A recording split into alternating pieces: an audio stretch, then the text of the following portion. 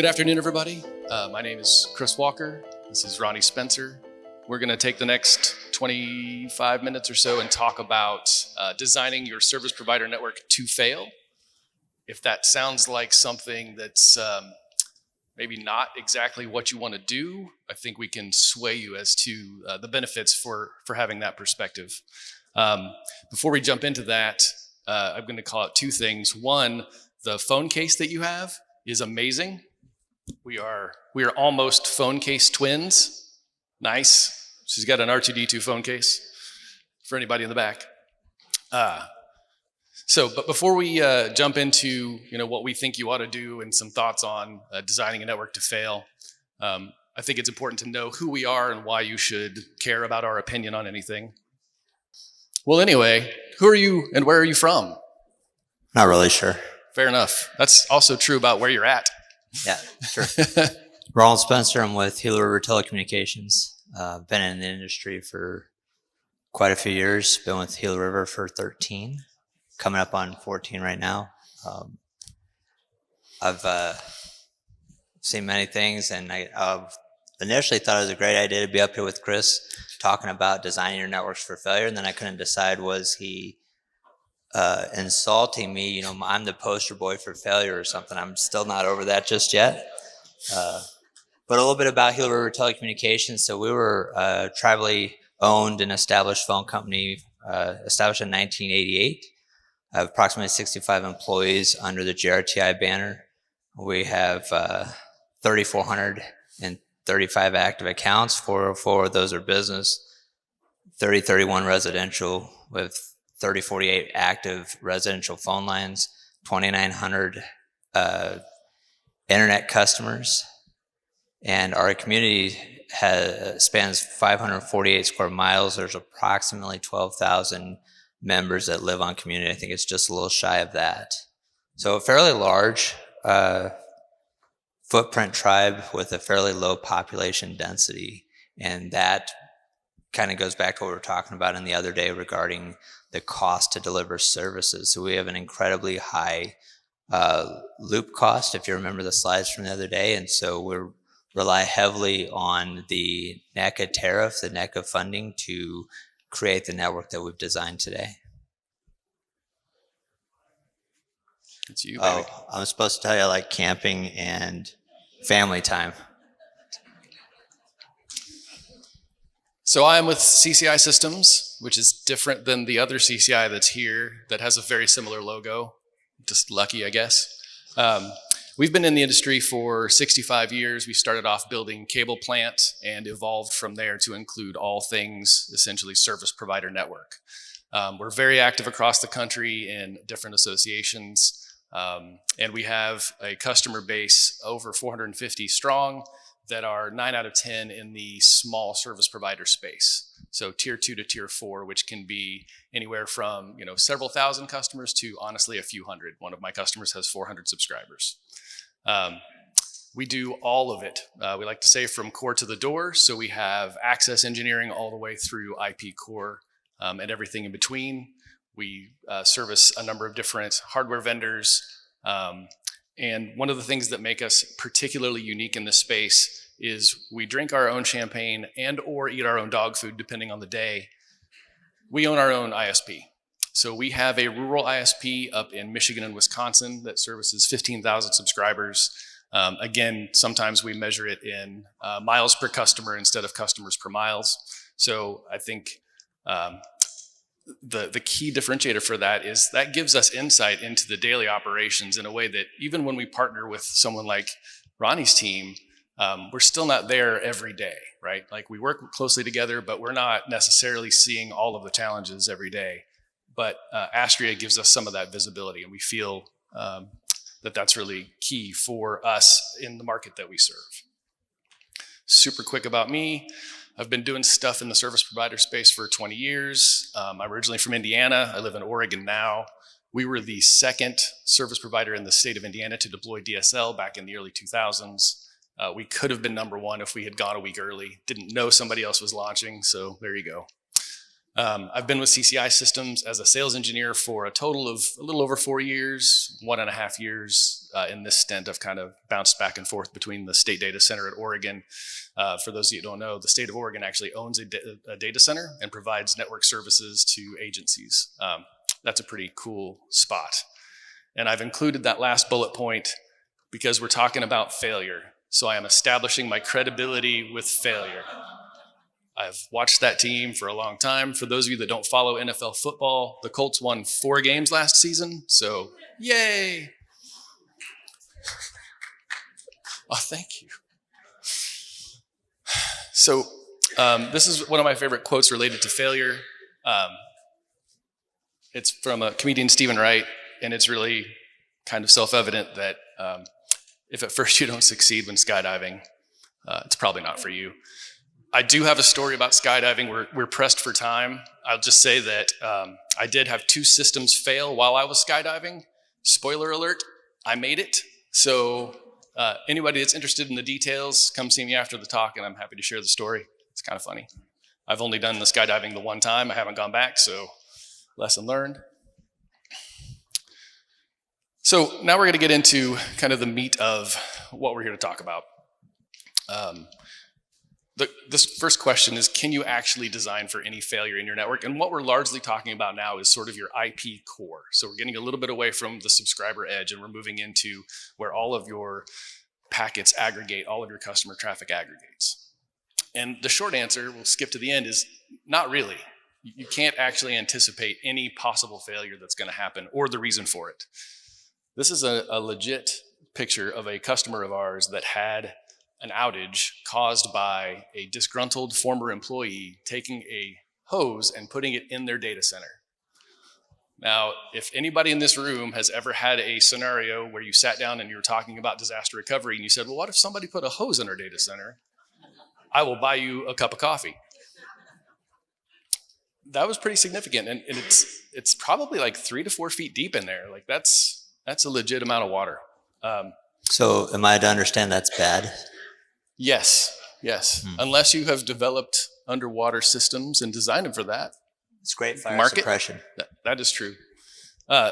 Just a side note, I worked at the data center in Oregon, and I discovered that our fire suppression system was water for the data center, which is exciting. And then you find out that's actually fairly standard in the industry. Like even Google does it because you just don't have fires in data centers and it's too expensive to do other stuff. So anyway, have you ever filled a data center with water? Not that I'm willing to admit to. Fair enough. This next example, this was somebody who had done everything right. They had done all of the planning. They had done all of the preparations. LSU, Louisiana State University, in preparation for Gustav, they had redundant power systems. They had a diesel generator.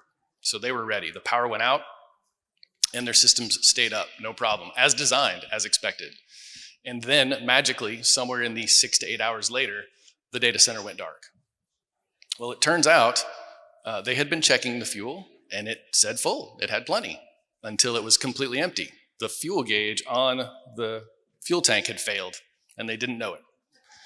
So again, you kind of did everything you were supposed to do, still had kind of an unexpected outcome. One other thing I like to mention at this point is when you are having these discussions, and really this whole conversation that we're having right now and that we're sharing with you is trying to help you consider things, right? This is more of a thought-provoking conversation. It's more philosophical in nature. We're not going to get into necessarily the technical bits and bytes of how you build a resilient network. We'll touch on the technology a little bit, but it's really about what you should be thinking, questions you should be asking, and the approach you should take when looking to build a resilient network. You can ask, and someone will probably say, well, what happens if we lost this site, right? Like our key site. Like what happens if our data center filled up? What would happen? Ronnie? You might get a few phone calls. You might get a few phone calls.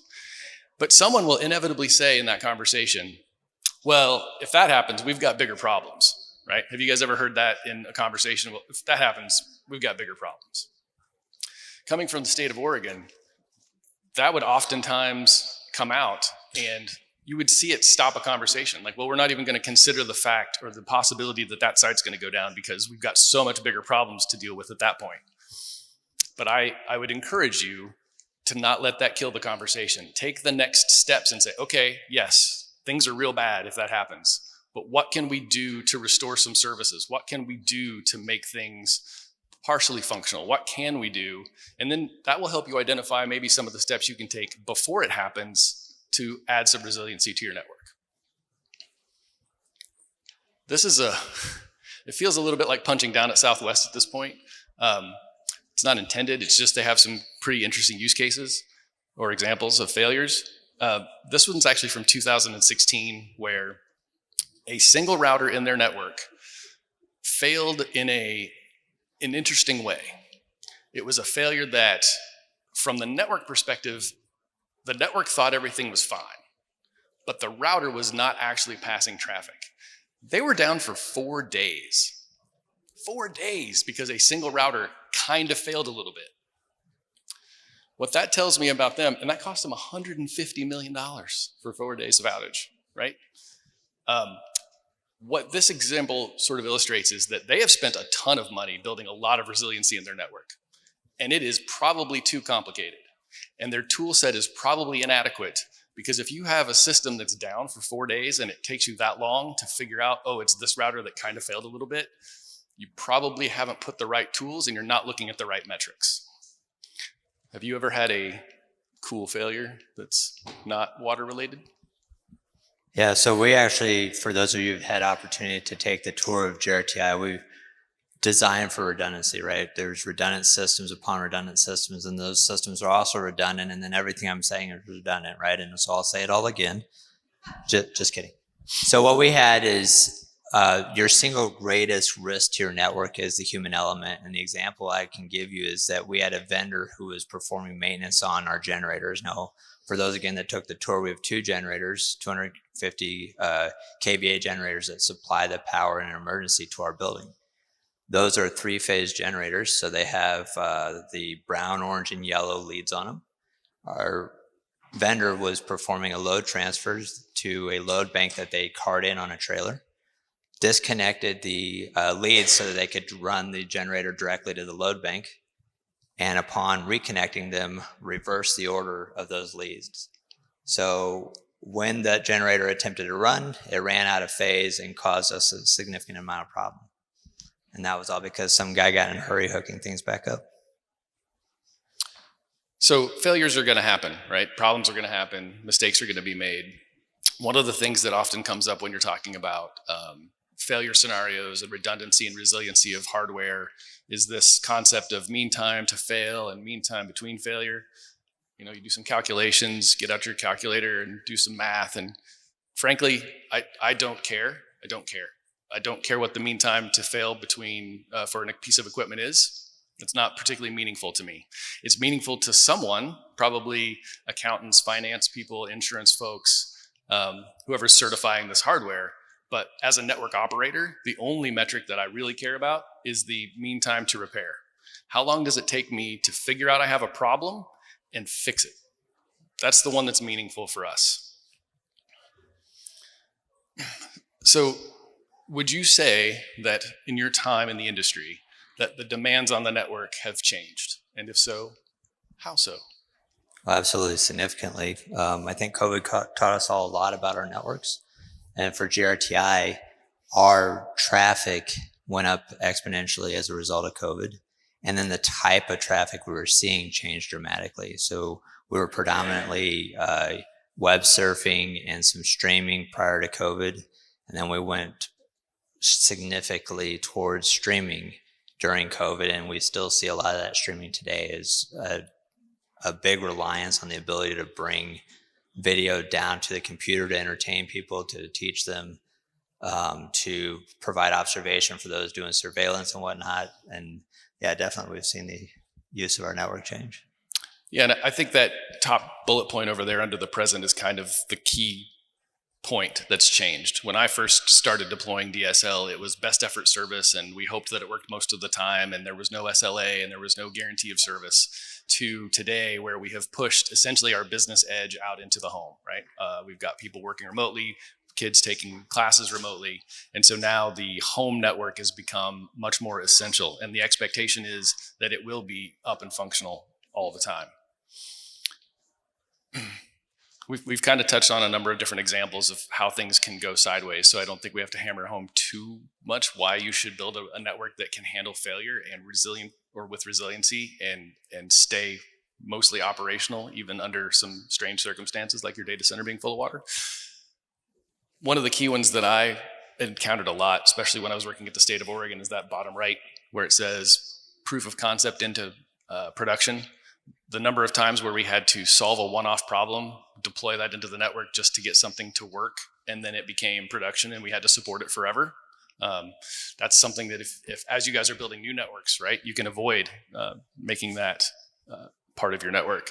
And we've already sort of touched on the human element, right? Human error. And definitely one of the challenges that we're seeing across the industry is that staff availability, right? The team before kind of mentioned it, where talent is not easy to come by, especially talent that has experience in the service provider space. It is fundamentally different than running an enterprise network. So I don't know if there's anything on this one you... We were just going to say that, they made good points about training up people and getting your staff together. But one of the things that I don't know got a lot of attention was know your limitations, know where the end of you exists and where you're going to need help, because that's going to help you to build the network that you're trying to create. The other thing that I would say is documentation is super important, especially if you're just starting out. Document everything. You're going to thank yourself later for making sure you have it on paper.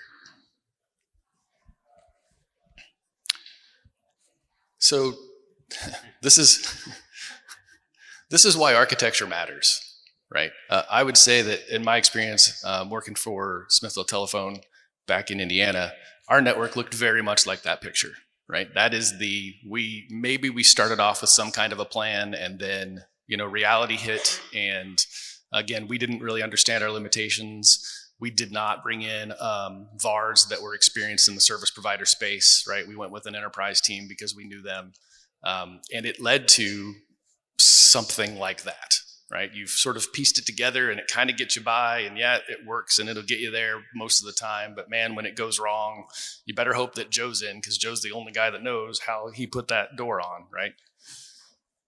The advantage that those of you who are just starting out have is that you can take the time to get it right, to have a plan, to buy, part of it is getting the right pieces, but it's really about having a plan and an architecture and putting them all together so that they function as expected, right?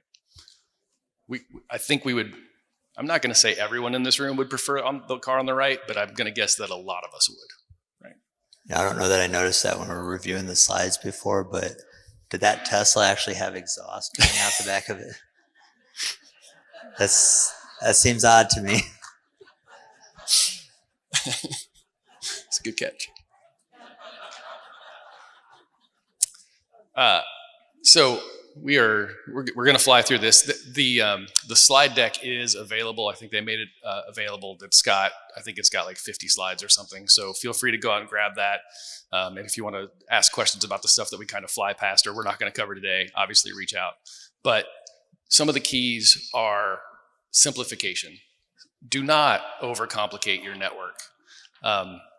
Again, I think back when we were kind of starting out, there were not a lot of good options to make a simple network that actually was redundant, right? You had to rely on these monster boxes or these clusters of monsters of boxes that were all somewhat proprietary protocols from a specific vendor, and hope for the best, right? Hope that actually did what you needed to do.